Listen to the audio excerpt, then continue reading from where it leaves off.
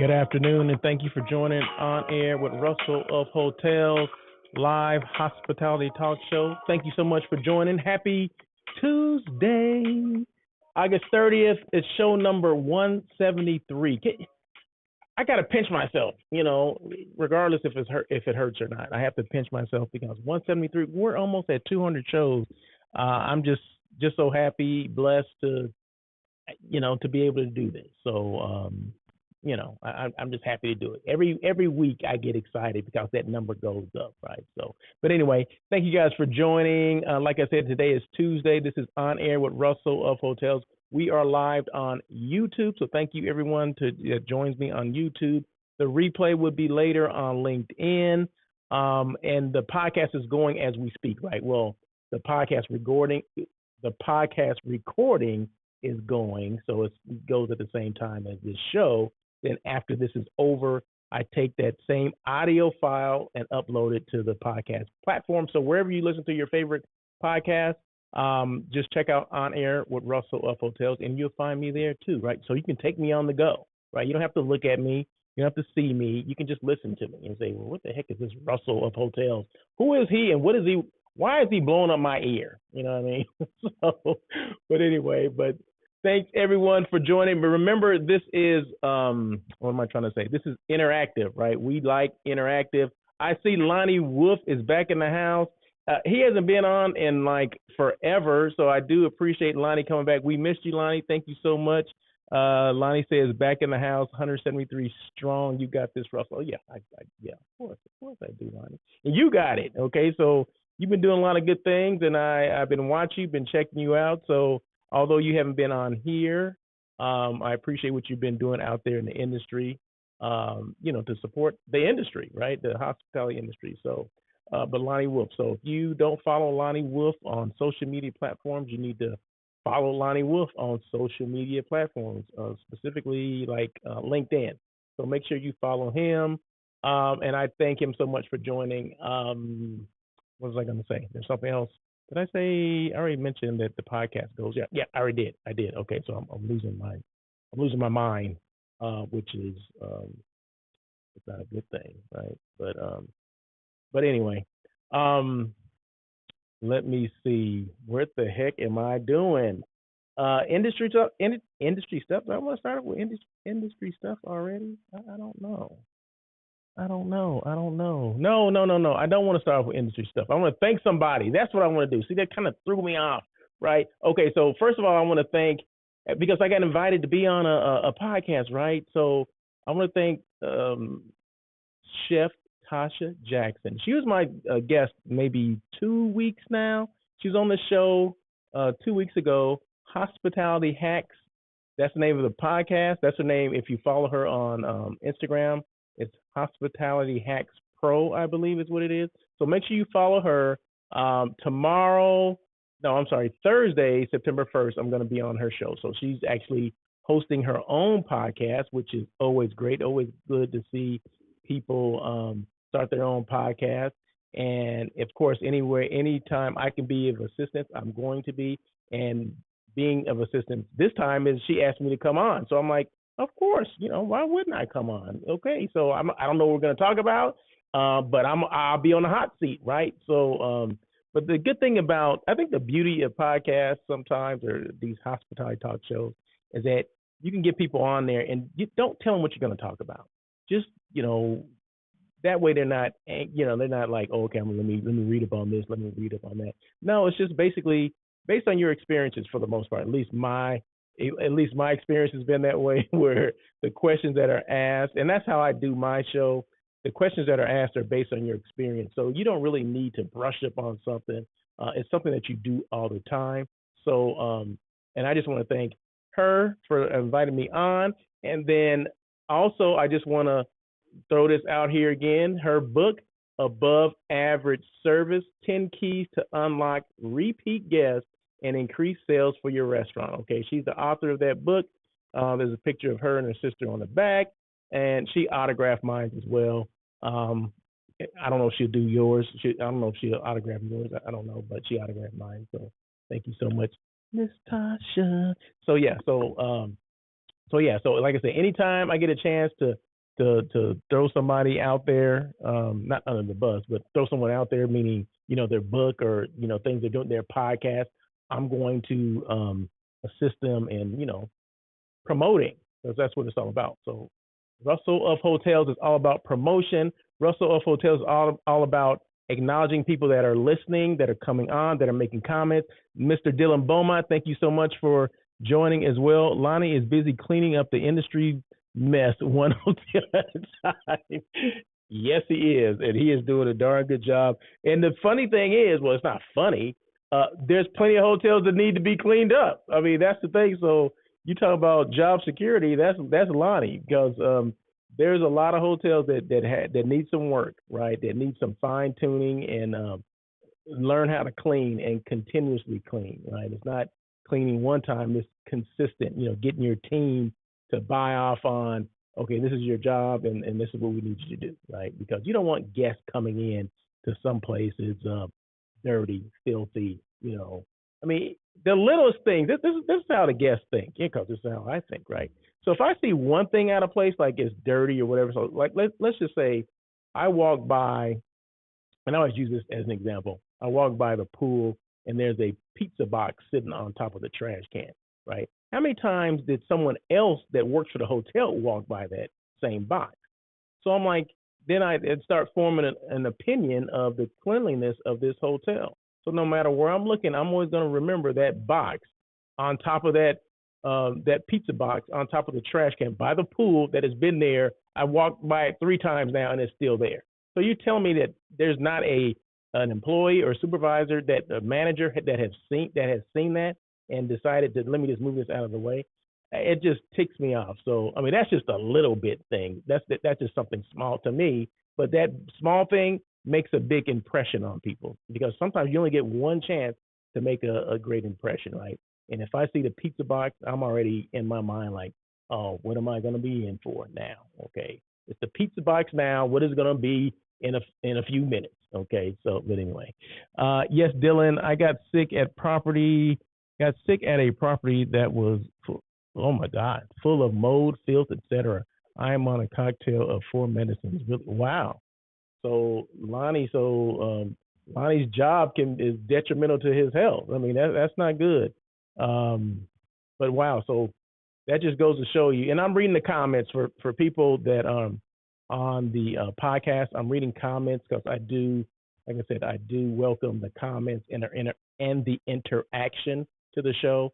So if anyone makes a comment, I'm definitely going to mention them, and I'm going to read the comment, providing that it's clean, it's above board. I'm not going to just turn this into some show that I'm just filth and all that stuff. Although the filth that Lonnie's talking about is legit, right? I'm talking about other kind of stuff. So I will definitely screen what I'm reading. But Lonnie Wolf said, yeah, he actually got sick. He was working on a project for a hotel and actually got sick, and so he's on medication right now. So hey, we'll get better soon, there, Lonnie, because we need you out there. So there you go. So once again, thank you again, Miss Tasha Jackson. Hospitality Hacks podcast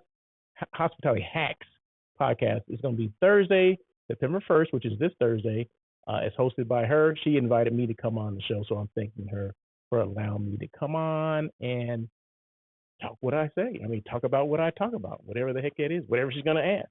I don't know, but we're going to find out. Industry stuff. Now, this used to be industry news, but I just said, you know what? Let me just call it stuff. Because some of it is news and some of it's just that. It's just stuff. Book direct. I always say book direct, right? So if you're booking a hotel, you want to make sure you book direct, meaning book directly to that hotel on that hotel's website, right? And I mentioned this maybe a week ago, 2 weeks ago. I've been on this kind of booking thing lately, and it has to do with the advanced purchase rate and a flexible rate, because it's not just that simple anymore. It's not just that simple to just the book direct, okay? You go on the website and you got several choices. Once you see the room that you want, let's just say I want a king bed room, right? A room with one bed, right? And the option is, okay, for $200, I'm just using this as an example, the rate is $200 for the advanced purchase. But if you see the rate next to it, it says a flexible rate, and that's like $220. Okay, so it's $20 more if I do the flexible rate versus the advanced purchase rate. It's only $200, so I'm saving $20, right? Well, yeah, yes and no. Yes, you are, but remember an advanced purchase rate, meaning you're paying for that room in advance. Okay, so and it's a lot of times there's not, you can't cancel it. There's a no cancellation fee or clause. Okay, so make sure you know what you're getting into. Now, if you know 100% that you're going to be able to make this that date that for that hotel, that reservation, then that's fine. Okay, if you're 100% sure, go ahead and book the advanced purchase rate because I'm all about saving a buck, right? But if there's for any chance that you think that, I'm hoping I'm going to make it, but I do have work and things have been going crazy at work, whatever the situation is, your life, right? So if that advanced purchase rate is the right one for you. Okay, I'm just saying that people are getting into these advanced purchase and they don't think that they are paying for it right then. So as soon as you click, okay, you put your credit card, you're paying for it now, and there's no cancellation. You cannot cancel those reservations. Okay, you can call the hotel up all you want. They don't have to refund you your money on that, and a lot of times they don't. I'm just letting you know because you clicked it, right? They didn't click it, so a lot of times we throw that onus on the hotel. Well, I didn't understand it. Well, it's giving you every opportunity to understand it. So make sure you read what the advanced purchase rate is. The advanced purchase rate is going to be lower, okay, because they want to entice people to click it, right? But once you click it, that's it. Now, what I would do, this is Russell of Hotels talking, and this is what I do all the time. I use a flexible rate. Okay, it may be a couple more dollars, but I know that my life can sometimes change, right? Where I have to, back out of that commitment to that hotel and rebook it at another date, right? So the flexible rate will give you up to 48 hours before you check in to cancel that reservation with no penalty. Okay, it could be 24 hours depending on the brand, but I know with Marriott, it's the flexible rate is you can cancel up to 48 hours. That's 2 days before you actually come in. So if I booked it today, for December, I got, December whatever, I have 48 hours to cancel that. But if I did the advanced purchase today and I'm not coming into December, doesn't matter. I already paid for it. As soon as I clicked it today, I paid for it. Okay, so just remember, like I said, making reservations is not as easy as it used to be. It used to be like, okay, king room, click, okay, done. Okay, that's the rate, done, move on. But now you have so many choices: advanced purchase, flexible rate. You got, if you're a member, rate, a standard rate. They got all kind of rates now. So just the two that are pretty much consistent are the advanced purchase rate and the flexible rate. So I choose flexible. I choose to be flexible with my rate. Okay, so there you go. Did that make sense? Hopefully it did. If not, put some comments in the chat and let me know, and I'll address it. Okay. Hotel scams. You know what? I don't know if you guys heard my. I do a live every day on Instagram. Okay, I do a live every single day. Well, Monday through Friday. Okay, I'm being consistent, right? I'm practicing what I preach. That's right. Two times your points rate. Yeah, there's actually. Dylan just made a comment. Yeah, there's a 2 times your points rate. So there's some hotels that you will get, double the points if you book that particular rate, right? But that rate is going to be the highest one, okay? Because they're not just giving up double the points for free, right? They'll get you, right? But you got to be a member to even consider that, right? So another advice I would give you: make sure you are, if you're staying at Marriott properties, Bonvoy member, make sure you sign up for that. Hilton Honors, Hyatt, World of Hyatt, IHG, whatever theirs is called. Whatever you're staying, if they have a frequent stay program or a loyalty program, whatever you want to call it, make sure you are a member of that, because you get those kind of rates. You get the choice of, booking that rate and getting double points or whatever. So if that's important to you. So just make sure we know what we're doing. But anyway, getting back to the scams, hotel scams. So earlier today, about 10 o'clock, I don't know, but it's still there. You can check it out. Dylan comes on because a couple of days ago he said, "Hey, I want to come on. Let's do a live about these scams that are going on, hotel scams." I'm like, "Let's do it." So we did it this morning. So we spent, I don't know, 30 minutes or so talking about the different hotel scams that are going on out there. Now this could be just for the hotel folk, but it's important that we all listen to it because there's scams going on everywhere in our everyday life. We're getting scammed or bullied into getting something. Our seniors are getting bullied into buying things. They're calling on their phones, on their cell phones, and we think that we're on this no call list or whatever, and we're still getting calls, spam calls, and all this kind of stuff. I get spam calls all day long. I'm on every do not call list, but it doesn't matter, right? I'm on the do not matter list either because those calls still keep coming through. So, but hotels are, of course, there's opportunity to make more money if you're calling a hotel, especially if you get a hold of, personal and confidential information, i.e., credit card information, billing information, all that kind of stuff, right? So Dylan, he gave me all this good information, and I said, you know what? I'm gonna change everything I'm gonna do on the show today to talk about hotel scams. I mean, that's not the whole show, but Dylan gave me some. He gave me some content, and that's how you get content, right? You get content by talking to people, sharing stories and all that kind of stuff. So this is content that Dylan Beaumont, general manager at the Fairfield Inn in Eugene, Oregon. So if you're ever in Eugene, Oregon, down the street from University of Oregon, you're there for a football game. Football season is coming up this weekend, right? So University of Oregon is actually playing. Who are they playing? Georgia. They may get beat, but hey, we're not talking about that right now, okay? I'm a big Georgia fan, though. I'm a Georgia fan and a Oregon fan, so I'm kind of torn between who do I want to go for, but I'm gonna go with Georgia. I think I'm gonna roll with Georgia. Sorry, Dylan. When they get to the Pac-12, then I'll root for Oregon, okay? But against the SEC, now if they pull that out, that'd be great. But I just don't think they will. But anyway, that's not what I'm talking about here. Dylan's getting me all mixed up. So anyway, okay. So several types of scams. He shared 4 with me, and I'm going to share them with you. Ownership scam. That's one. And a lot of this stuff happens after hours when there's not a lot of management coverage. We all know how, between 11 and 7 in the morning, 11 p.m. and 7 in the morning, we all know that, pretty for the most part, there's just someone at the front desk, depending on the size of the hotel, night audit. There may be 2 night audits or whatever, maybe a desk clerk or whatever you call them these days. I'm not even sure what you call them. But it may be several people. There's a skeleton crew is what I'm saying. So a lot of times people call and stuff goes on during those hours that you wouldn't believe, right?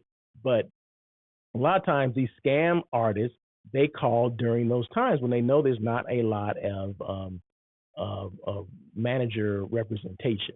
Okay, so an ownership scam would be someone, and Dylan, he laid it out perfectly here. He said, normally it's the people, the scammers, they do their research and they find out who owns the hotel, right? So say it's an Indian family that owns a hotel, and they use kind of buzzwords, okay, for an Indian owner, Patel or Singh. Okay, so they say this is Mr. and this person that's calling has a strong accent, right? And he or she is trying to persuade this person that answered the phone, let's just say it's the night auditor, basically to release information, or give me information. I need you to deposit this into this account or whatever. I need access to whatever. Well, most owners are not going to do that, okay? But let's back up a little bit. Now, if that employee has not been told who the owner is and the owner will never contact you, then of course, okay, shame on that person if that person gave information. But if the hotel management never mentioned that, never went through it through the training, through the onboarding process. I mean, these are things that it needs to happen in the onboarding process that say, hey, this will never happen. The ownership will never call you. Okay. So if anything, all else fails, just hang up on them.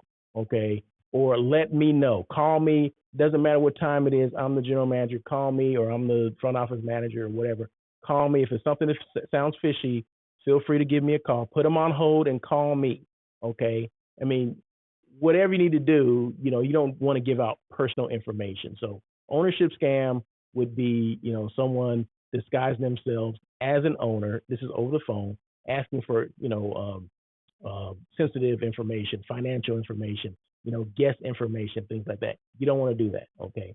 But like I said, moving forward on all this, we need to make sure that during the onboarding process, these things are pointed out, because this scam is new to me because I don't work in the hotel space. I'm not in the hotel space day in and day out like Dylan is. He's a general manager. Okay. So he knows. So this stuff is out there, right? It's not like I just came up with it. Me and Dylan just sat around like, hey, had a couple beers and say, hey, let's make up this. No. This is stuff that's happening now.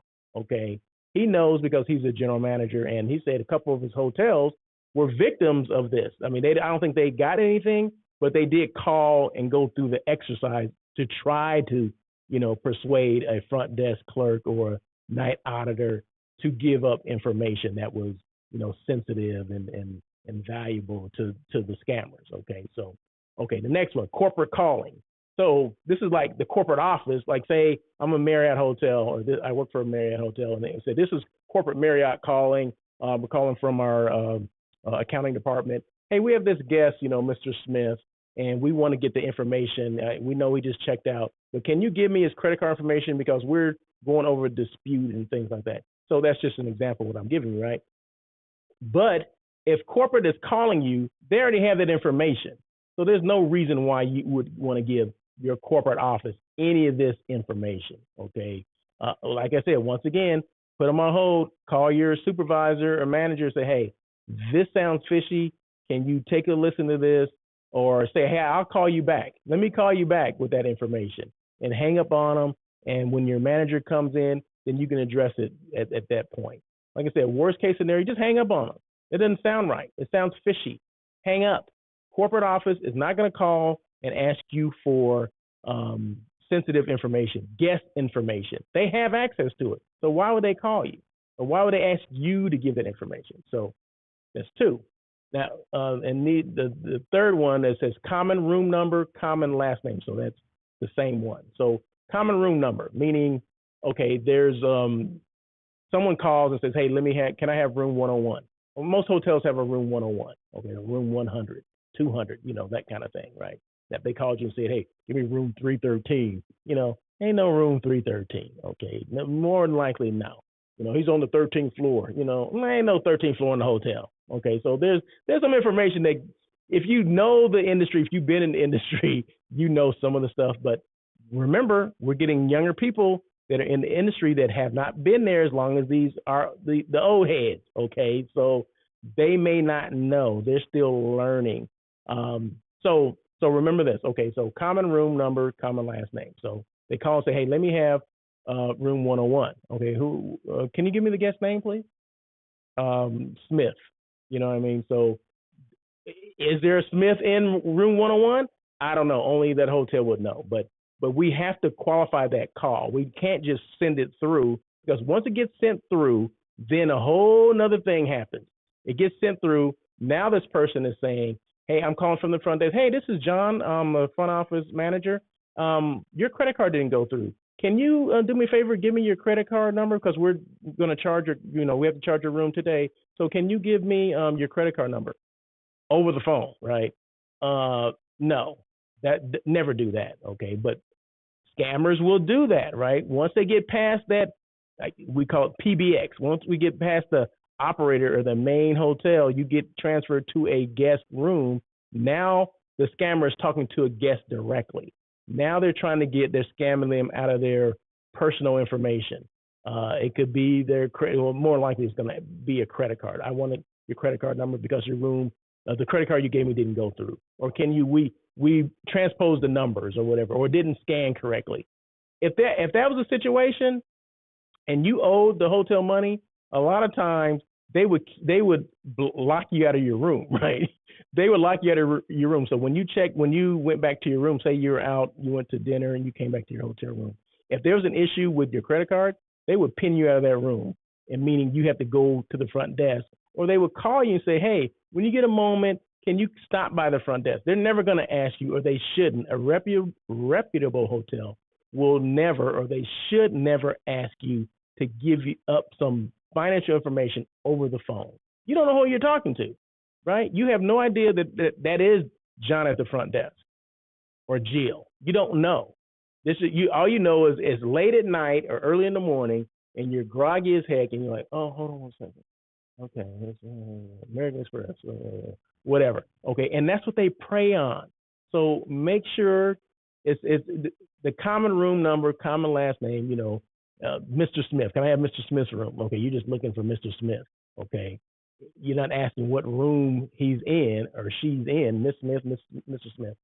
You have to qualify everything. Someone calls asking for the last name. I have several Smiths. What's the first name? Russell Smith. Okay. What room number? Oh no, he's never gonna. They probably wouldn't know the room number.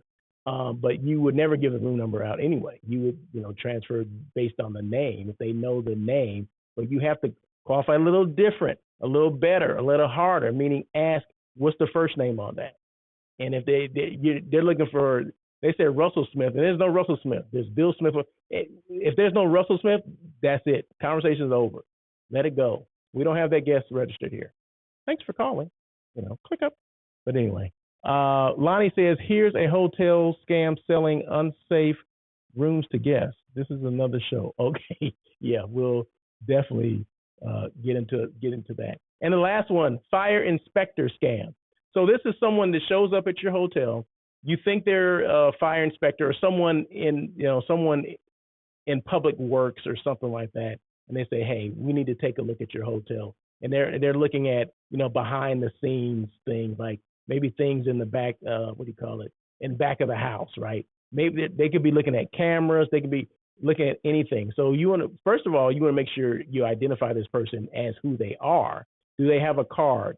Do they have any identification that's saying who they are, right? Is there a number I can call? Because if they're just showing up unannounced at odd hours of the day or odd hours of the night, that's suspicious in its own right, okay? So, but let's just say they're coming in prime hours. They're coming, 9 a.m. to 3 p.m. Let's just say they did. But you want to make sure that they don't go around by themselves. You want to see exactly what they want. What are they doing there? We want to check all your fire extinguishers. Why? Then the chief engineer needs to be there for that, right? That's not your call.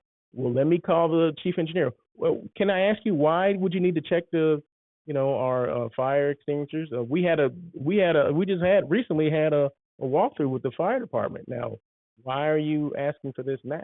It's okay to ask questions, right? Don't just take the okie doke. Don't be taken for the okie doke, right? Meaning, don't just take people's word for it. Ask why do you need this?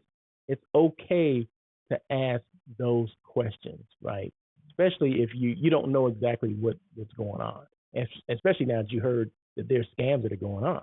So there you go. So those are 4 scams: ownership scam, corporate calling scam, common room number / common last name scam, and a fire inspector scam. So hotels that are listening, that are watching this, just make sure that we're covering this in our onboarding process, because people don't know what they don't know. They don't know who the owner is. They don't know corporate shouldn't be calling for certain things.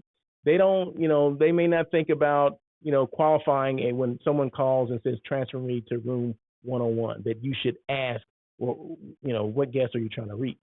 Or, someone that's posing as a fire inspector scam, that you can ask questions. You can qualify them further. You don't have to just say, oh, hey, well, go right ahead. Oh, you're fired. Okay, yeah, go right ahead. Start at the top and go to the bottom. You never know. Like I said, they could be casing the joint to rob or to do arson, whatever. I mean, there's a lot of crazy stuff that goes on in the world, and a lot of crazier stuff that goes on in the hotel world, right? You will be amazed of the stuff that goes on between 11 p.m. and 7 in the morning. I mean, there is just absolutely insane, and you wouldn't know that unless you worked in a hotel. Okay, and if you worked in a hotel, say you didn't work that shift, but you read the MOD reports, the manager on duty reports from the previous night.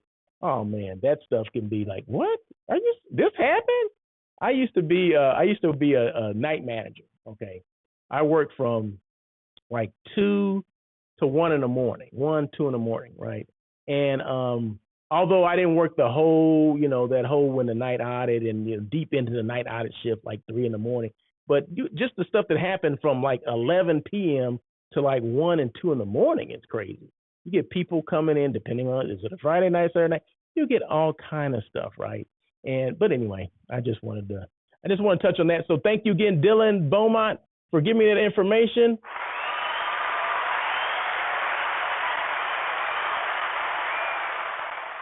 Oh yeah, cheers to you, Dylan. So thank you so much for giving me some content. Next, what's going on? I always talk about this to be intentional. Let me just get back to where I'm supposed to be. Be intentional. I always talk about these 3 things. Be intentional, make decisions, and take action on what's important to you, whatever that is. Number 2, be you. Number 3, be represented, because your representation matters. So like I said, it always matters that people see me, people that look like me know that, that you can do these same things that I'm doing, meaning have a podcast or live hospitality talk show. You can do those things too. So never say that you can't. There's a learning curve to everything, and there's definitely a learning curve to having my own live hospitality talk show or podcast or whatever you want to call it. But it's doable, right? It was I had to learn on the go, on the fly sometimes, but you got to do what you have to do, right? If it's something that you want to do, make it happen. So there you go. That's my advice. So be intentional, be you, be represented, because your representation matters. Okay. So, and any questions at all, you can always, especially when it comes to podcasts and things like that, reach out. Russell at russellofhotels.com is the email. I have a website, russellofhotels.com. My phone number is on there. Okay, you can call me and ask me any questions about how I got started, not just with the podcast, but in the industry. I mean, I am very forthcoming with that information, because it's important that people know how you get into this industry, if that's what you're interested in doing, or you just want to know how I got in the industry. Boom, there you go. Okay, Davon Reeves, how to buy a hotel. Tips to buying a hotel, a roadmap to ownership. So I didn't just copy and paste that. I mean, I actually have the book here, right? So there you go. So Miss Davon Reeves is, taking this challenge upon herself to make sure there's more hotel ownership out there, specifically for minority owners, that people know this is the way to do it.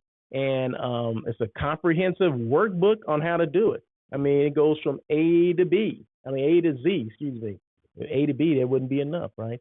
A to Z on how to buy a hotel. And you don't have to buy one outright. You can get investors, right? You can get investors. There's groups of people that want to buy hotels but don't know how to do it. You know how people invest, they do, investment portfolios and things like that. There's groups of people that do that. Now there's more people that are doing hotel ownership, right? Like I said, it can be 30 people owning one hotel. That's how they do it, right? That's how it's done. So, I mean, you investing a certain amount. Everyone has to know, the investors, what's your in and what's your out. Basically, you're going to get in, you're going to pay X amount of dollars, but do you want to get out in, 3 to 5 years? Everybody has to have a plan. You have to know what everyone wants to do, right? But everything is outlined in the book, right? So buy the book. Once again, Miss Davon Reeves, How to Buy a Hotel, a Roadmap to Hotel Ownership, Tips to Buying a Hotel. She gives these three tips: location, location, location.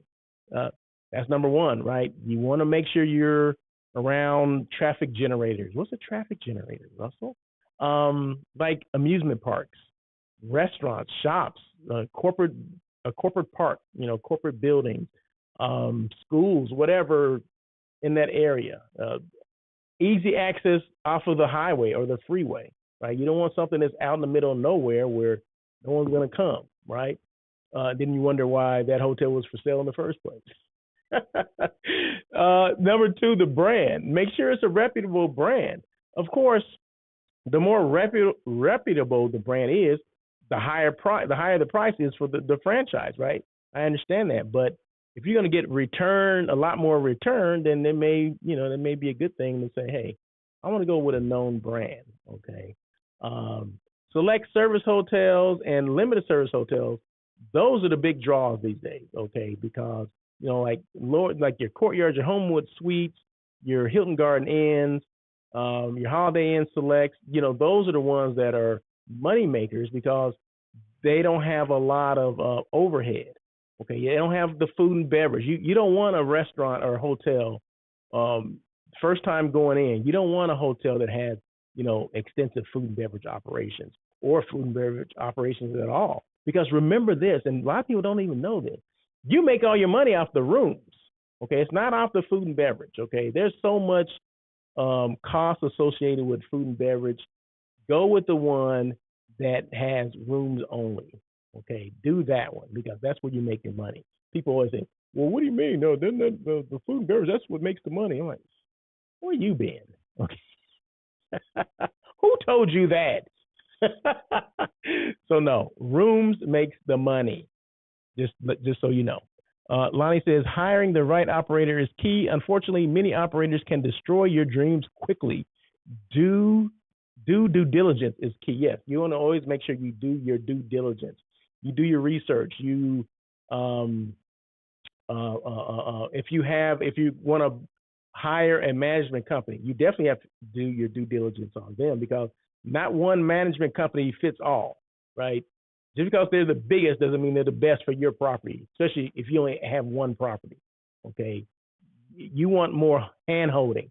So if it's your first property and you're not seasoned in hotels, you don't really know the jargon, the lingo, the budgets and all that kind of stuff, top line, bottom line. If you don't really know that stuff, then you need someone that's going to hold your hand through the whole process. Okay. You may, because a lot of the management companies, they may do a quarterly meeting, with the owners and stuff like that. Maybe you need more than the quarterly meeting. Maybe you need the whole monthly thing. You do Zooms and all that kind of stuff. You need one that's going to hold your hand through the process until you get comfortable enough where you don't have to have your hand held. So, I guess I was just saying that all management companies are not the same. They're not built equally. Okay. So I would look for one that maybe didn't have a lot of hotels, but they know what they're doing.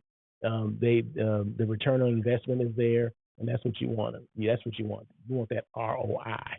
So there you go. But thank you so much, Lonnie, for that. What's next? Who's your best advocate? I asked this question, and most people get it right. Right? I say, who's your best advocate? And they're like, me? Yes, you are your best advocate, your best brand advocate. So if you're not excited about things, if I wasn't excited about doing this show, you would see that, and the 5 people that are listening, there would be 1 or 0. So make sure you're your biggest cheerleader, your biggest brand advocate, your biggest promoter, because people love people that are excited about, what they're doing, right? They love to see that, right? So if I'm excited, other people are going to be excited. If I'm excited, Dylan's excited, and then which makes Lonnie excited, okay? And that's what you want, right? So it has to be a domino effect, right? So if I came on here and was just kind of, I want to start this podcast thing, about the hotel. If I'm like that, Dylan and Lonnie never would have been part of it. But you show your excitement, your enthusiasm, you love the industry, you give examples of this and examples of that, because there's some crappy stuff that goes on in hotels, but we know that those crappy things can be turned around. You know what I mean? So the excitement sometimes comes with that, with turning things around, right? I started this show before the pandemic, right? But I continued it through the pandemic. I knew that it was eventually the pandemic or the state of, the industry was going to change. It's just that a matter of when was it going to change. But I wasn't going to let that stop me from talking about, my experiences and hotels. We still need to, promote what's going on because it's not always going to be like this. Okay. So I was excited about that. I was excited that the industry will come back. Okay. Maybe not like it did, like it was, but it will come back. And we still need to have that excitement, that enthusiasm for our industry. And I did, and I continue that, right? So that's what it's all about. So you have to be your biggest brand advocate. I'm not just a brand advocate for me, Russell of Hotels brand, but I'm a brand advocate for, or I'm an advocate for the hospitality industry too. So boom, boom, boom. There you go. So I don't know where that came from, but I went ahead and like 3 booms. I don't think I ever done a boom before, but anyway, somebody's like, what is he talking about? Somebody's like, okay now. Oh my goodness. I'm missing something here. How do you hold on, let me back up. Who's your best brand advocate? And consistency increase social engagement. How do you increase social engagement? I always thought I was missing something, right? I'm like, oh, okay, interesting. How do you increase social media engagement? I've been talking about this. I started practicing what I preach because I talk about this all the time, right? But what I was not doing was consistent lives. Okay, lives I do on Instagram, and I do them on YouTube. Okay, just like this show is live on YouTube. I do lives every 5 days a week. So 2 weeks ago, I took it upon myself and said, you know what? I'm gonna start doing lives because lives, the show's not enough. The show's not enough. My postings that I do twice a day, every day, 5 days, 7 days a week, they're not enough to let people know what you do or what you're about, right? So I started doing lives to basically, it's like a circle, right? So the live support the show. The show supports the reels or the postings that I do. And it just keeps going on and on and on. So if I'm not doing a live, I'm posting. If I'm not posting, I'm doing my show. If I'm not doing my show, I'm doing a live. So if you want to be, I guess, taken serious, if you want to put your brand out there, if you want to be excited about what you do, post things. Come up with some content. And content is not hard to come up with. Someone asked me the other day, how do you always come up with content? Content for me is based on my experience. Okay. So if you got, almost 30 years of experience in one industry, you can come up with some content or just some life experiences, right? You can come up with content on how to build your business or what do you do? And the content can just as simple as be, what do you want people to know about you? What do you want people to know about what you do? What do you want people to know about the industry that you're in? Whatever that is. And it's for all industries. It's not just for the hospitality industry. You can be a content creator for anything. If you're trying to get your brand out there, it doesn't matter. The only thing that's different is the uniqueness of that industry. So if I'm an attorney, of course my content is gonna be different than the content that I create for hospitality, right? But attorneys can do the same thing too. They can be in social media. There's no rules or laws that say you cannot promote your business because you're an attorney. I can't do it, or a doctor. You can do everything. You can do the same things, but you just got to be consistent, right? Number 1 is consistency. What's the next one? Value. Make sure you're adding value to someone, okay? And if you're not adding value, you'll know if you're not adding value to someone because people won't be responding to your post. They won't like it. They won't click it. They won't make comments. There'll be no engagement. That just means you need to continue to try to reach those people. Maybe it's the hashtags. Maybe, there can be a couple of different things, but the thing that you don't want to do is stop. Okay, so continue and you'll figure out what that sweet spot is. Because believe me, I post things now that sometimes doesn't get a lot of engagement. And I'm like, well, I think I deserve more than that. And I look back at what I did. What did I do different than I did the previous one? They got a lot of engagement. So you kind of look at, it's not just, you just throw things out there. You do have to go back and look what was the best, engagement, from one of my posts. You can look and see, especially on Instagram, it's called Insights.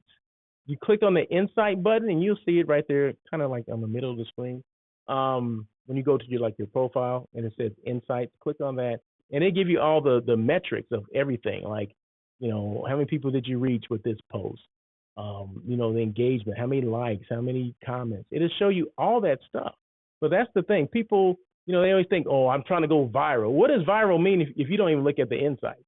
You don't know, things could have gone viral, but you're looking at numbers and you're not looking at the people that are actually engaged with what you're doing. Okay, you're just looking at paper, just raw numbers, like, well, I didn't reach this. Well, that doesn't mean you're not going viral. That just means that the number that you have in your head has nothing to do with the metrics involved in what you're sending out. Okay, so look at that stuff. Dylan Beaumont says, I think you could do an episode on what mistakes hotels make Lonnie. Wait a minute. I think you could do an episode on what mistakes hotels. Did you miss a word there? I don't know, but yeah, I could. But clarify what you're saying, because I don't know. That didn't make sense to me. But anyway, consistency, add value, and the third thing is boom, be authentic, be you, whatever that means. Okay, if that means you're a clown and you want to continue to be a clown on here, well, be a clown. Okay, that's fine. All right, that's one thing about social media. You can be you. No one's telling you that, hey, you need to tone it down a little bit. You're being too funny, okay? Or you're trying to joke too much, okay? Can you limit the jokes a little bit? You know what I mean? You can be you, and that's what makes things, or that's what makes people follow you, because you're being you. You're not trying to be fake. You're not trying to be someone else. I'm trying to be Russell of Hotels, or Russell Edmond. That's what I'm trying to be, right? So consistency, you got to post more than once, right? You can't just post once in a month and like, oh, nothing happens, so I'm not ever doing this again. No, you got to be consistent. I post, and I don't expect everybody to be like me, okay? But I post 2-3 times a day religiously, even on the weekends. Okay, so 7 days a week, I'm posting at least 2, sometimes 3. I've done up to 5 times in a day, but consistently at least twice a day. Okay, 7 days a week. Okay, so consistency, value, add value, and like I said, you'll know that you're adding value because you're growing your community, and people are making comments.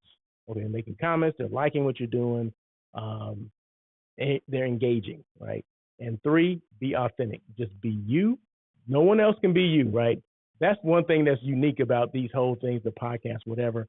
People say, I don't want to do a podcast. Well, podcasts are authentically you, right?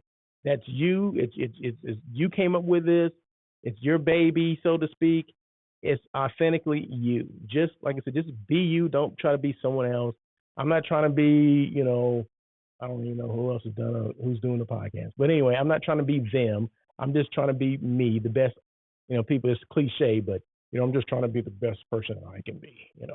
Well, that's what I'm trying to be. I'm just trying to be the best Russell of Hotels that I can be. On air with Russell of Hotels, live hospitality talk show. That's what I'm trying to be, the best one that I can be. I'm not trying to be anyone else's show. I'd like to be on their show, right, as a guest, but I'm not trying to be their show. I'm not trying to be them. I'm not trying to do what they do, right? And they're not trying to do what I do. So that's the thing. So, okay, what did Lonnie say? Boom, Dylan, it would be more like a mini series. I must have read something wrong. Okay, but yeah, of course. I'm here for the mini series too, Lonnie and Dylan. So thank you. So once the consistency, the value, and be you, what are the tools that you can use to get to that point? Overall increasing your social media engagement. Use IG Reels and do lives. I just mentioned lives. I just mentioned Reels. So the lives I do 5 days a week, at least 5 days a week, okay? And then I post IG Reels at least twice a day. So that covers a lot, right? So you do the lives, you do the Reels, I do the podcast or the show every week, okay? Just to keep things going, because I always think like this. I didn't reach everybody. I didn't reach everybody I want to reach on the live. I didn't reach everybody I want to reach on the reels, and I'm not reaching everybody I want to reach on the show. So I have to continue to post. I have to continue to do that. It's a vicious cycle, right? And it's work, right? But you got to be committed to it, right? There you go. Shout out to VE Station. Yeah, Dylan. Can I get to where I'm going first? Did I get to the food part? You know, Dylan is just getting ahead of the game here. But I appreciate you keeping me on point, keeping me at task. Hiring. Who's hiring? And you know, the food thing is right after who's hiring, Dylan. Okay, see, Dylan's getting impatient. He's like, well, I gotta go. I gotta go to work. So, but who's hiring? Real quick. Highgate Hotel in Los Angeles. They're looking for a West Coast Task Force General Manager. Quality Inn Burbank looking for a General Manager. Sheraton Cerritos. Cerritos is right outside of LA. They're looking for an assistant GM, an AGM. Okay. Westin Long Beach, they're looking for an AGM as well. And then the Pacifica Hotels is the company, but I believe it's the Hermosa Beach Hotel. They're looking for an AGM as well. So there's 3 positions, 3 hotels they're looking for assistant general managers. Isn't that great? Okay, so the Sheraton Cerritos, AGM. Westin Long Beach, AGM. Pacifica Hotels, the Hermosa Beach Hotel specifically, they're looking for AGM. So there you go. So if you're interested in any of those positions, go to Indeed.com. I get these on Indeed. Indeed.com.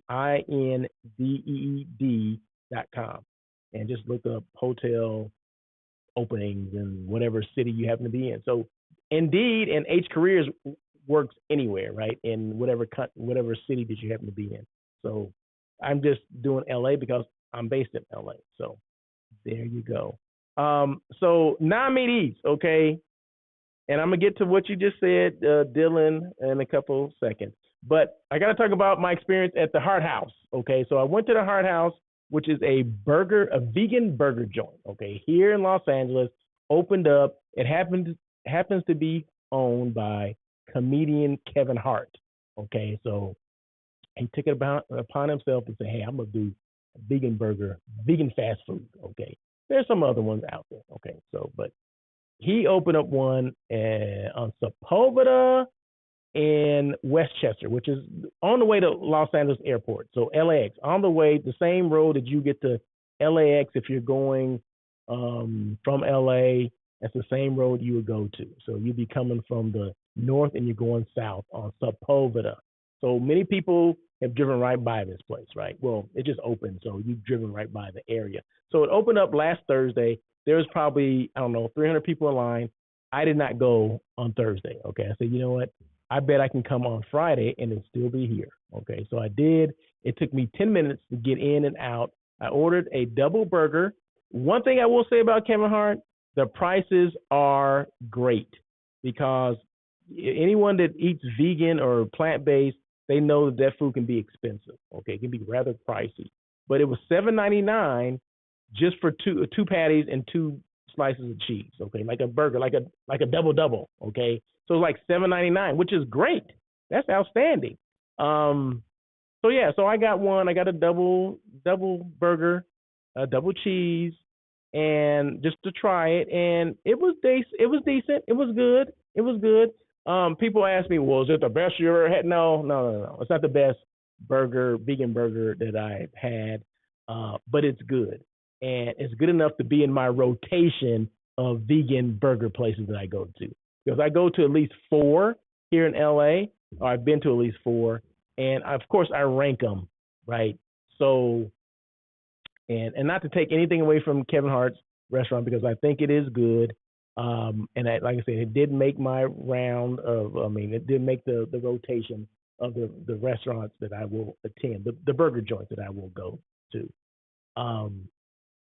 But I would say I have to rank it 3 out of the 4 that I go to. Okay, there you go. Monty's Burger would be number 1 because Monty's Burger is almost like a vegan In-N-Out. So you get, juicy and it's greasy and all that stuff. Because if I'm gonna go down with a burger, I'm gonna go down like I did when I was eating meat at In-N-Out. Okay, you want a guilty pleasure, right? You don't want something that's just. I mean, it's good. The Kevin Hart burger is good. It's don't. I'm not taking away from that, but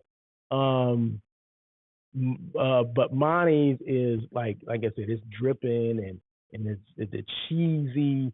It's the closest I've ever had to, because people and Chef Tasha Jackson, she made a comment on my show that why do people always want to compare? Why do vegan people that eat vegan, always want to compare it to the real stuff? Because that's where we come from, right?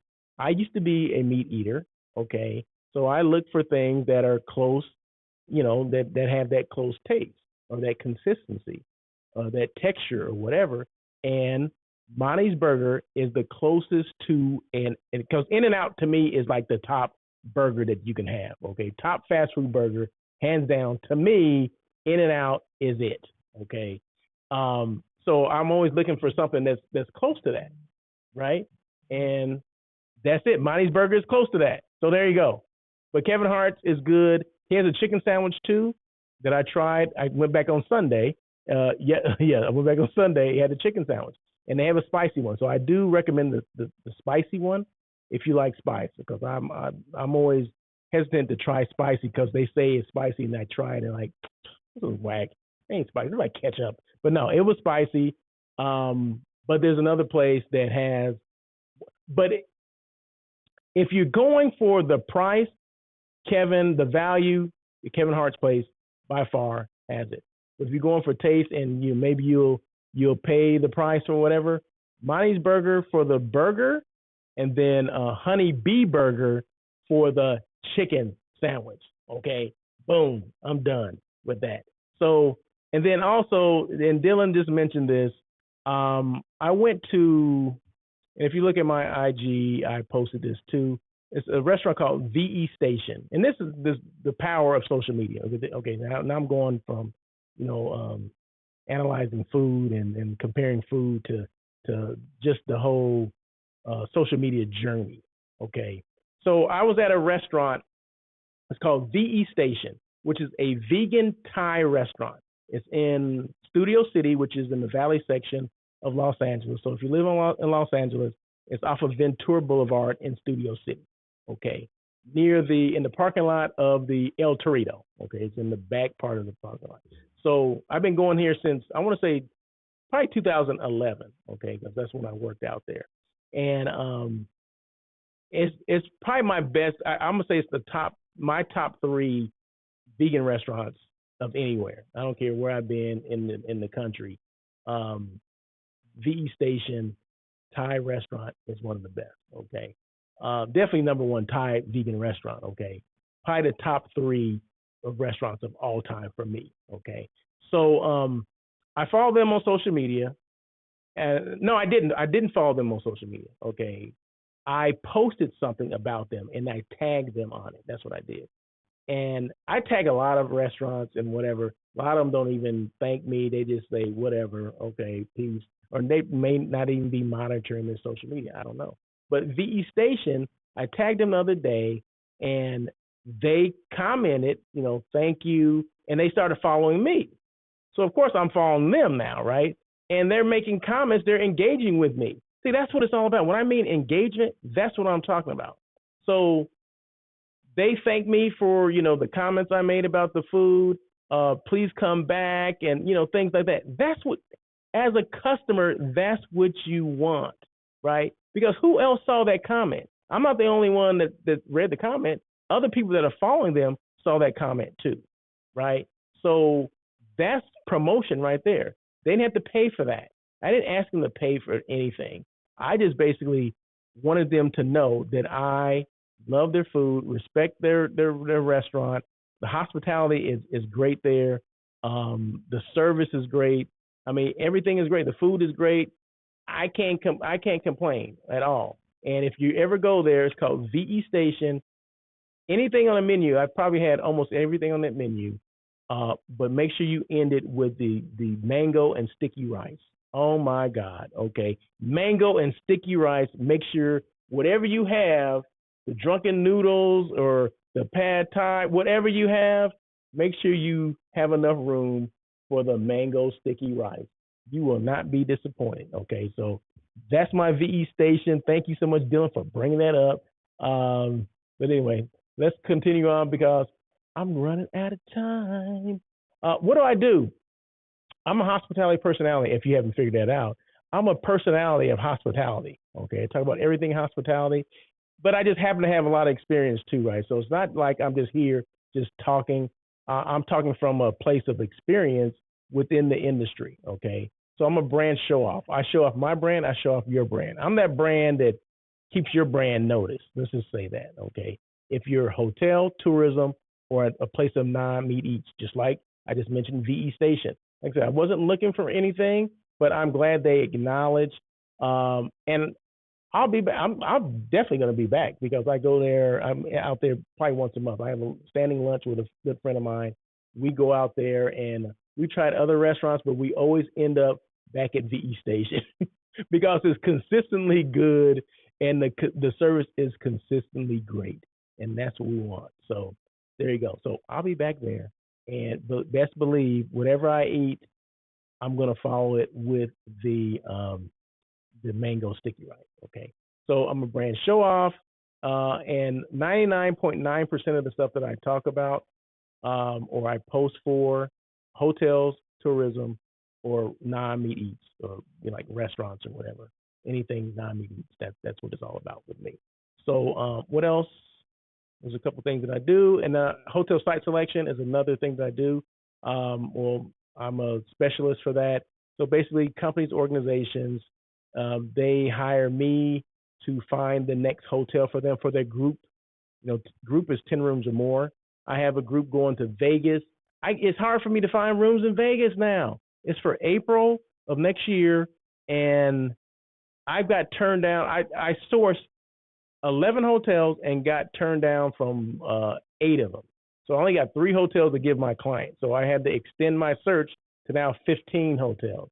So hopefully someone comes back to me. It's a small group. I mean, it's rooms only, and I understand hotels. If they'll have precedence over probably groups that have food and beverage too, but this one doesn't have food and beverage. It's rooms only. So I understand that. So I have to tell my client that we're gonna have to expand the search to include maybe some hotels she wasn't thinking about, maybe some hotels off the strip because she wanted specifically strip hotels. So we'll see. We'll see how it works. But that's what I do. I assist hotels companies with finding their hotel for their groups, whatever it is. It can be a social group, corporate group, association, government. It doesn't matter.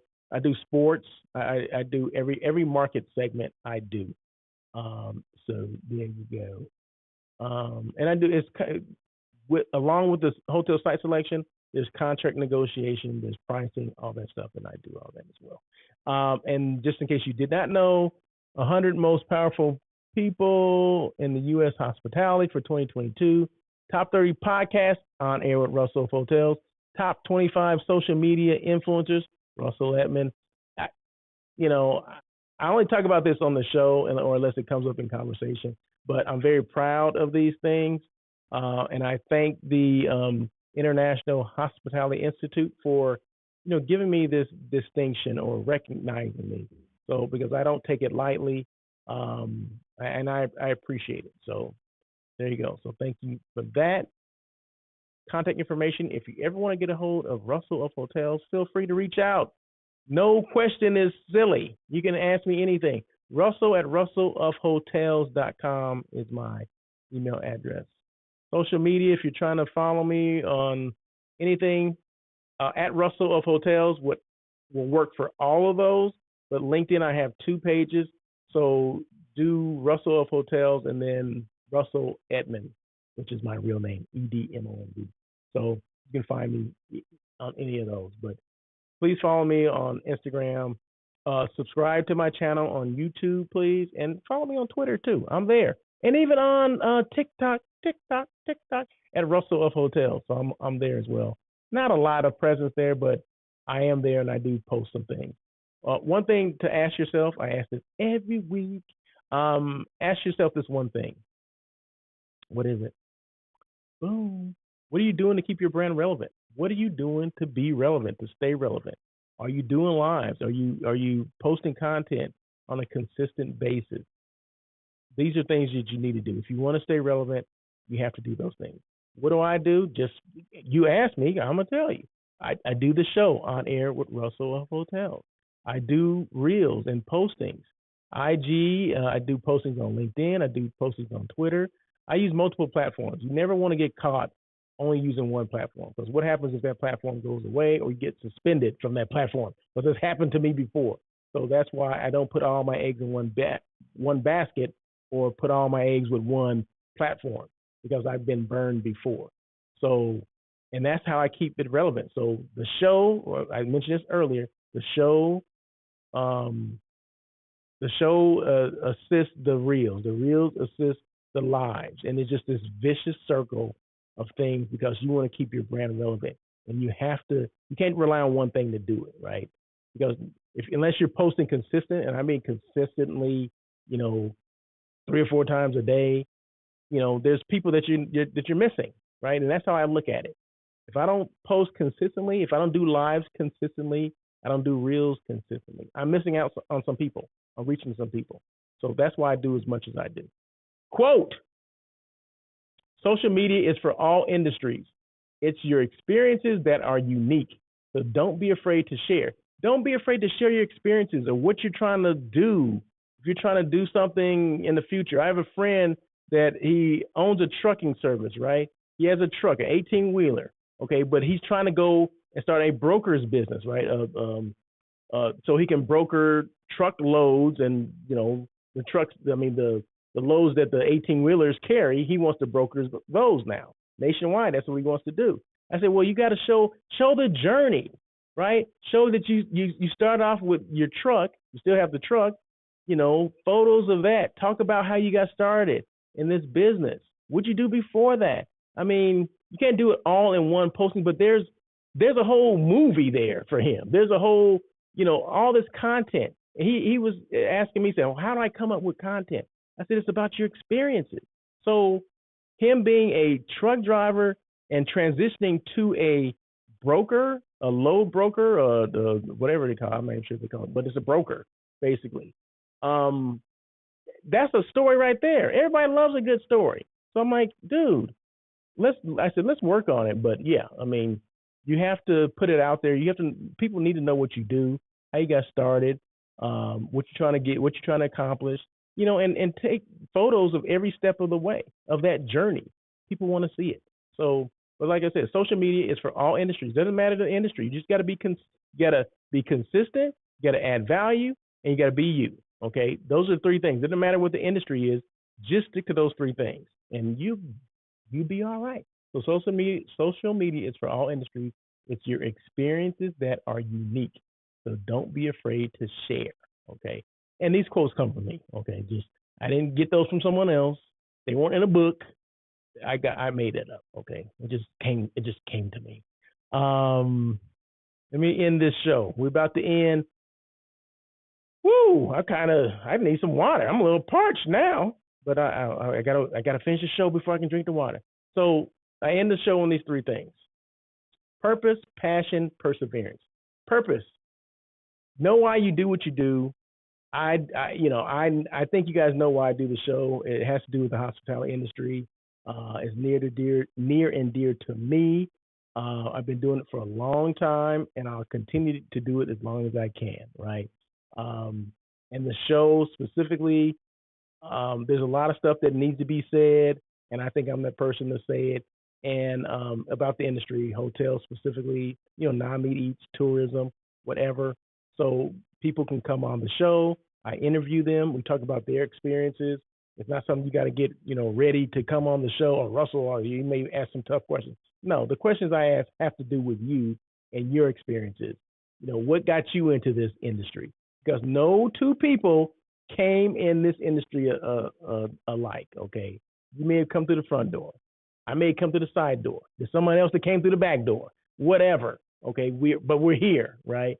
So know why you do what you do. Passion. Either you have passion or you don't. Okay, that's it. Either you got it or you don't. And if you don't have passion for what you're doing, you know what? Do something else. Just leave that. You know what? I'm done with this. I'm gonna do something else. Okay. And perseverance. Be consistent. Continue to evolve. Don't give up, and swerve when you need to. You guys know that we swerve on air with Russell of Hotels. We don't pivot. We swerve. There's a big difference. Okay. I'll let you know what it is next week. Okay. But anyway, that's it. Thank you so much for joining On Air with Russell of Hotels. I thank the audience, the podcast audience. Thank you so much for joining. There you go. That's it. So that's all I got today. So you guys have a great day. It's Taco Tuesday. Yeah, I'm going to be preparing some tacos later. I'll let you know what it was next week, okay? So you guys take care. Thank you for joining On Air with Russell of Hotels. Please tune in every Tuesday at 1 p.m. as we talk to other hospitality professionals. Your feedback is important to Russell. Feel free to email him at russell@russellofhotels.com with any questions or suggestions. Until next time, try not to be a person of success. Rather, become a person of great value.